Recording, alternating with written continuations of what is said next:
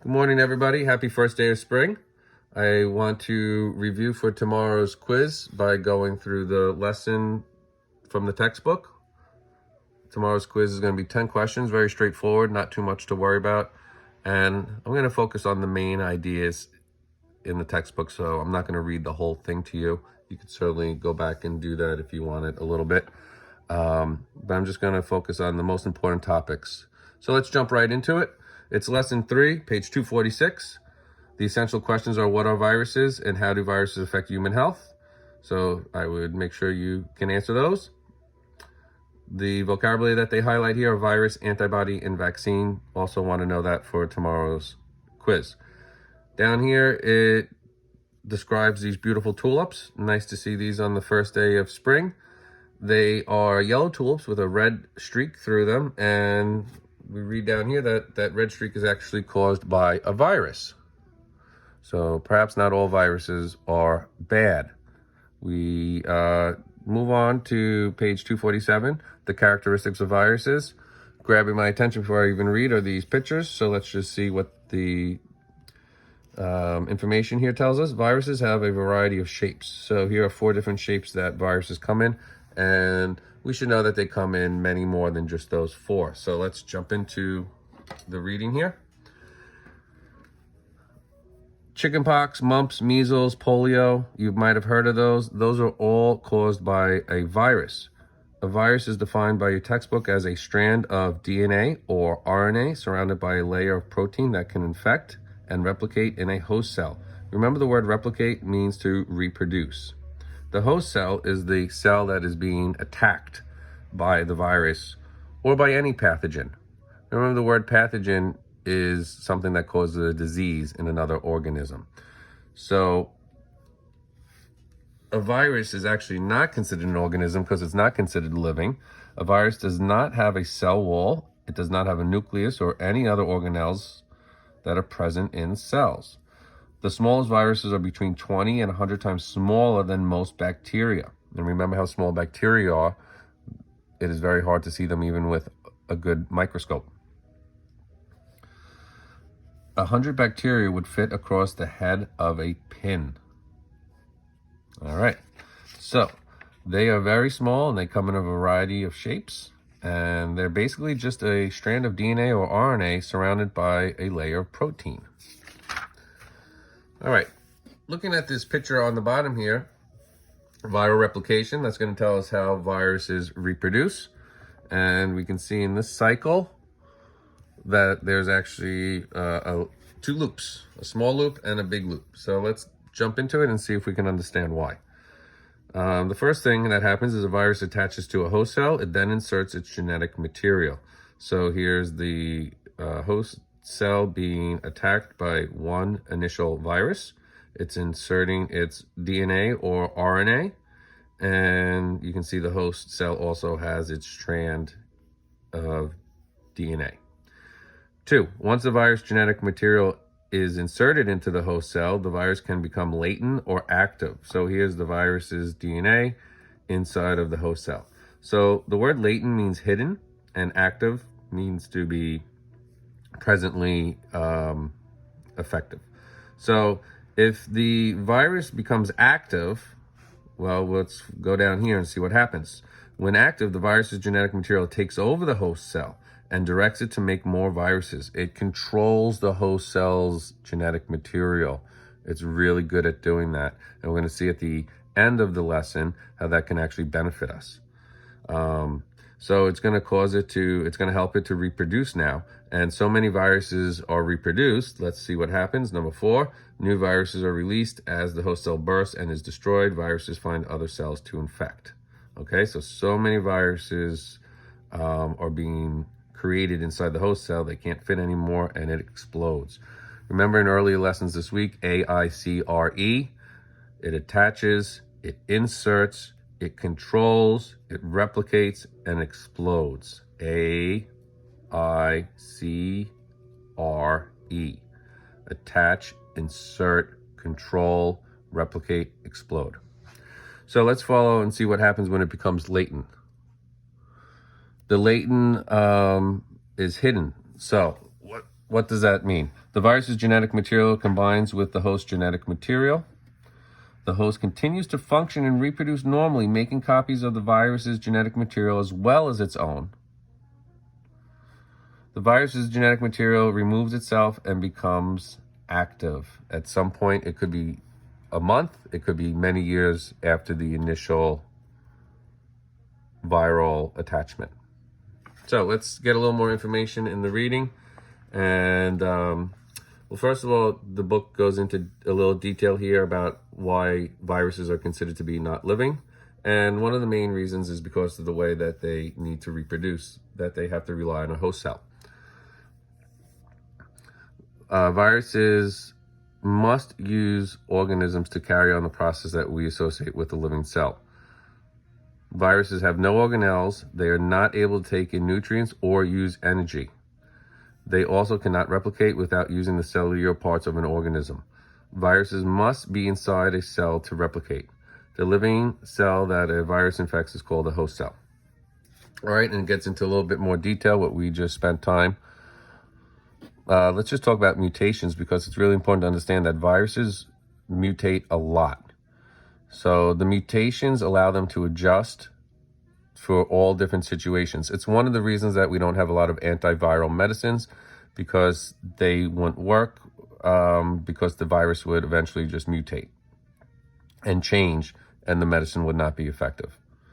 So that is one of the reasons why they are hard to treat in some cases. All right, let's move on. So some diseases that your book mentions is the flu. You probably know somebody or have had the flu yourself. The name for flu is influenza. That is the name of the virus that causes it, and there are many different strains of the influenza virus. This is a virus that affects the respiratory system. Flu symptoms such as a runny nose and a scratchy throat usually appear within 2 to 3 days of initial infection. Other viruses might not cause symptoms right away. These viruses are called latent viruses. They were mentioned just previously. Latent viruses continue to replicate without damaging the host cell. HIV, human immunodeficiency virus, is one example of a latent virus that might not cause immediate symptoms. So HIV, the virus that causes the disease AIDS. Let's just break this down. Human immunodeficiency. Immuno refers to the immune system. That's the system in the human body that helps to protect us from getting sick. Deficient means to not have enough of. So if you have a vitamin deficiency, you need to eat better, more nutritious food. If you have an immunodeficiency, you have a weaker immune system than the average person. That could be caused by a disease, such as HIV, a disease such as AIDS, which is caused by HIV. Let's go on. HIV infects white blood cells, which are part of the immune system. Initially, infected cells can function normally, so an HIV-infected person might not appear sick. So, like all latent viral diseases, there's a period between being infected and when you actually get sick. Sometimes a latent virus becomes active because the person gets weakened for another reason, and that gives an opportunity for the virus to become active. All right, very important, treating and preventing viral diseases. So, some viruses are constantly changing, as we said, because they mutate. Viral diseases can be difficult to treat. Antibiotics work only against bacteria, not viruses. Many adults seem to forget that often. Antibiotics only work against bacteria. Antiviral medicines can be used to treat certain viral diseases or prevent infection. Antiviral medicines are not that common because the viruses mutate so frequently. Health officials use many methods to prevent the spread of viral diseases. One of the best ways to prevent a viral infection is to limit contact with an infected human or animal, which is what we are doing right now. The most important way to prevent infections is to practice good hygiene, like washing your hands thoroughly for 20 seconds. Immunity. Has anyone you known ever had chickenpox? I did, so you all know me, so the answer is yes. Did they get it more than once? No, I only had it once in 11th grade. No, 10th grade. Most people who become infected with chickenpox develop an immunity to the disease. This is an example of acquired immunity. Acquired because I got it from something. When a virus infects a person, his or her body begins to make special proteins called antibodies. An antibody is a protein that can attach to a pathogen, something that makes you get sick, and makes it useless. Antibodies bind to viruses and other pathogens and prevent them from attaching to a host cell, as shown in figure 15. Antibodies bind to pathogens and prevent them from attaching to the cells. So here are the antibodies. They're around the virus, and they will prevent it from attaching to the cell membrane of the host cell.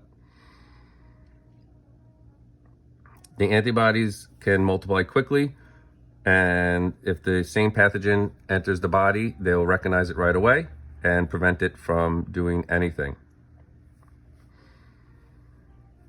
We have also natural immunity, which we developed from our mother before we were born. Okay, last section. Vaccines. A vaccine is a mixture containing material from one or more deactivated pathogens, such as a virus. They could be dead or weakened, and that allows your body to make the antibodies. So anytime you get a vaccine and get that shot, you're actually getting dead or weakened viruses, so we don't get sick and we get the antibodies. You may have gotten your dog a rabies shot. That is a vaccination for the rabies virus, and that is a vaccination that you need to update regularly. So we're going to end on a positive note here. Scientists are researching new ways to treat and prevent viral diseases in humans, animals, and plants. Scientists also study the link between viruses and cancer. And we're learning that there might be a way to help people with cancer by studying viruses. So besides the virus that causes the tulip's pretty color, viruses are also used to treat genetic disorders, cancer, and they do that by using the virus to insert genetic material into an unhealthy cell and change it and make it healthy. So they're using the virus, its biggest strength, which is attaching to a host cell and changing the DNA. Researchers are now using that ability to help change the DNA for the better. Cystic fibrosis and hemophilia are two diseases where research in this area is currently being done. Okay, so we have a visual summary here. You have some questions you can look at, and a summary down here, and some more questions. A lot of them are bacteria questions. Don't forget, your quiz does not cover bacteria, like Ms. Tamucci and Mr. Portraits. We are just covering viruses. And then on Monday and moving forward, the three teams will all be on the same page, which begins with chapter 8. But not yet. Tomorrow you have your quiz, viruses. I think you'll all do well. If you have any questions, please email me, griffin.john@riseschools.org. I hope everybody is enjoying this first day of spring, and I hope even more that we all get to meet again soon at Rye Middle School. Okay, guys, good luck, and I will see you soon.